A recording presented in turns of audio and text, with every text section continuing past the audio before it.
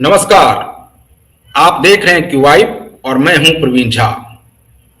आज फिर से नीतीश, प्रोग्राम का भी नाम है फिर से नीतीश, और आज चर्चा भी करेंगे नीतीश के ऊपर ही कि फिर से नीतीश का क्या मतलब है। आखिर हम लोग इसको लेकर ही क्यों आए कि फिर से नीतीश?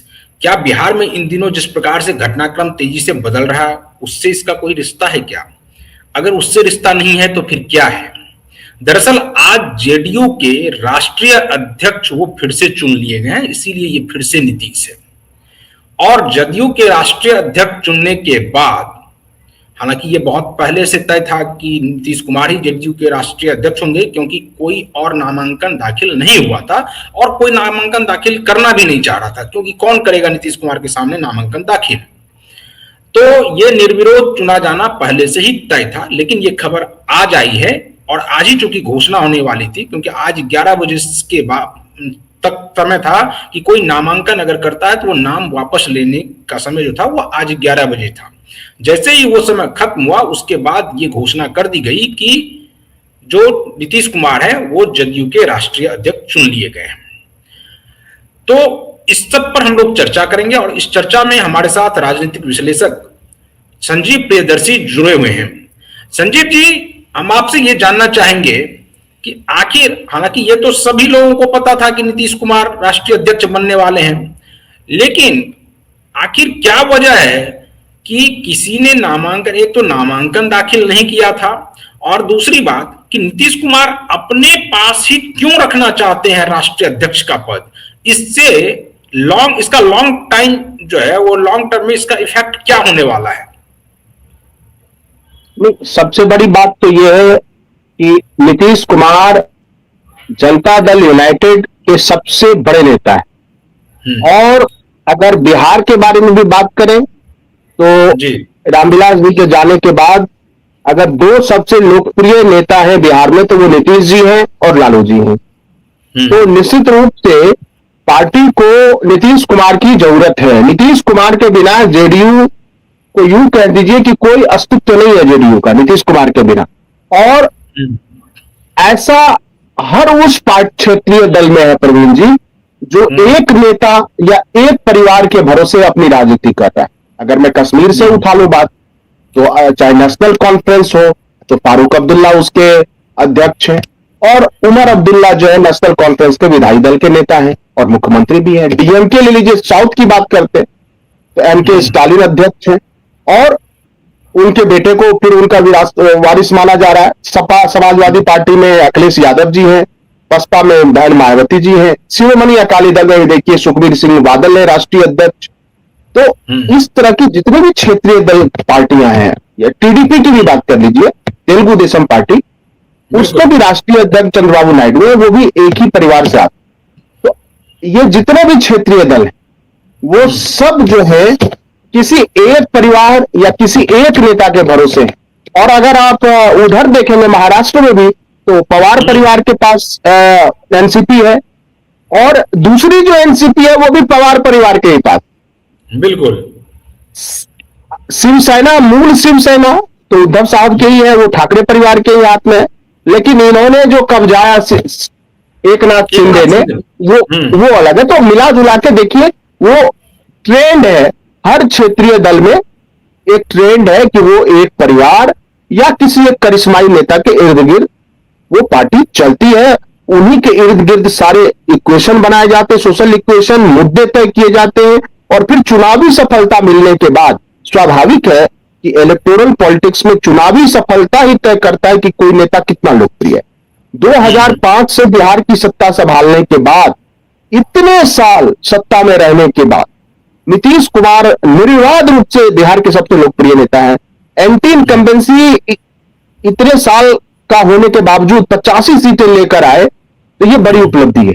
और जबकि कहा जाता है कि जेडीयू का आधार आरजेडी से कम है, इसके बावजूद 85 सीटें लेकर आए, तो ये कहा जाता है कि नीतीश कुमार के बिना जेडीयू की कल्पना नहीं की जा सकती। और जिस तरह से निशांत कुमार को लॉन्च किया गया है, इससे भी स्पष्ट है कि नीतीश जी के बाद उनकी राजनीतिक विरासत को आगे बढ़ाने की जिम्मेदारी केवल और केवल निशांत के कंधों पर रहेगी।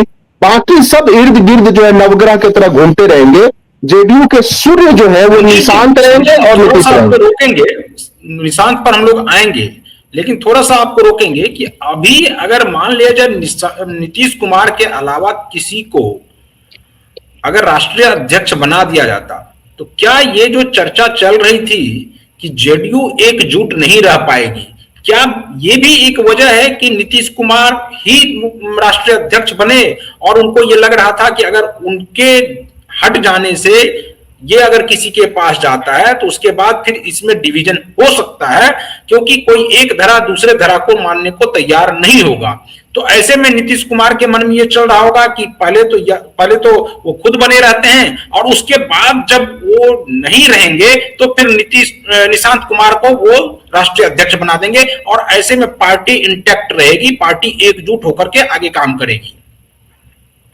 हाँ बिल्कुल, ये देखिए ये सोच तो रही है, इसके पीछे एक कारण भी है।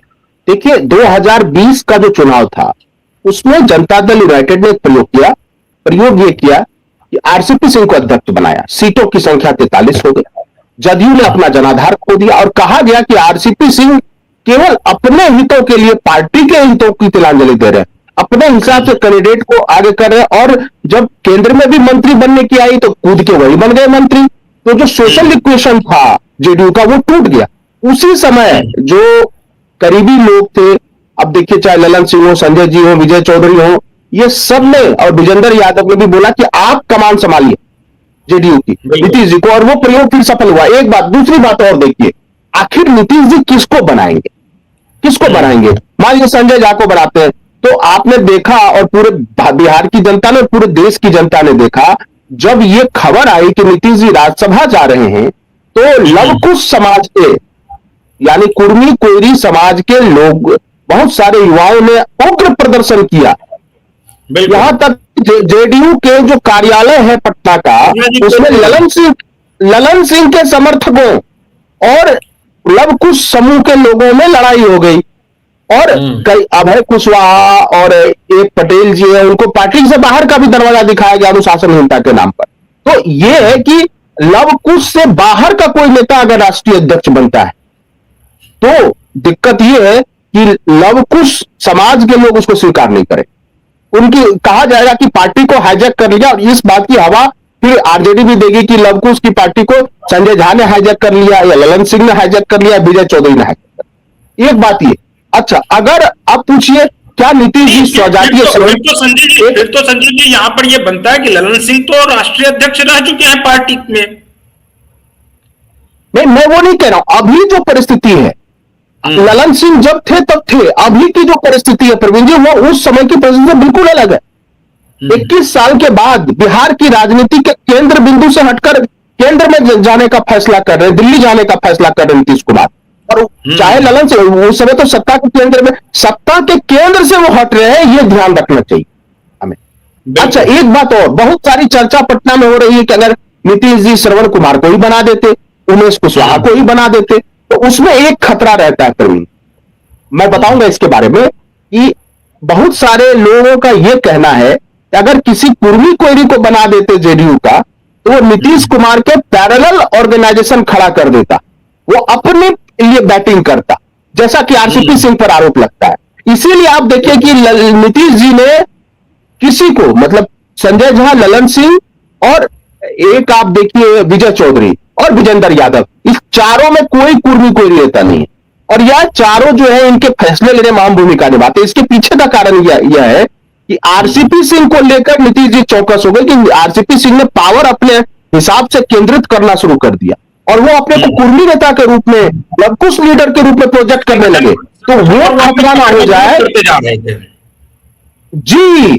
तो वो नीतीश जी के लिए जो बहुत सारे नीतीश जी के कट्टर समर्थक हैं या जो लवकुश समाज से आते हैं, उनका यह कहना है कि पार्टी जो है हाईजैक ना कर ले कोई, तो वो हाईजैक दोनों अवस्था में हो सकता है। अगर कोई कुर्मी कोयरी समाज से कोई बन जाए पार्टी का राष्ट्रीय अध्यक्ष, और वो अपना पैरेलल कुछ तोड़ फोड़ कर दे, और जैसा बिहार में होता आता है तो कि तोड़ फोड़ हो जाती है, मांझी को मुख्यमंत्री बनाया तो जीतन राम मांझी ने तो पहले तो जेडीयू में ही थे, फिर हिंदुस्तानी अवाम मोर्चा में आए, तो अनुभव तो बहुत खट्टा रहा नीतीश कुमार का। इसलिए वो अपने इर्द गिर्द या तो यादव नेता को रख रहे हैं, या ब्राह्मण नेता को रख रहे हैं, या भूमिहार नेता या राजपूत नेताओं को रख रहे हैं, क्योंकि उनको पता है कि ये ब्राह्मण, भूमिहार, राजपूत और यादव समाज का नेता कभी भी जेडीयू में उनको चुनौती नहीं देता, क्योंकि लवकुश वोट तो उनके साथ जाएगा नहीं।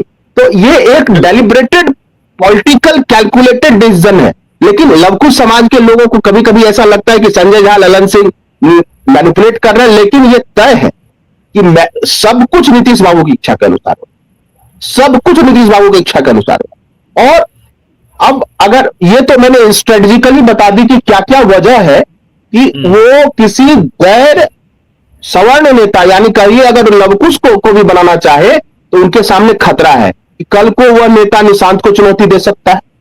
बिल्कुल। मान लीजिए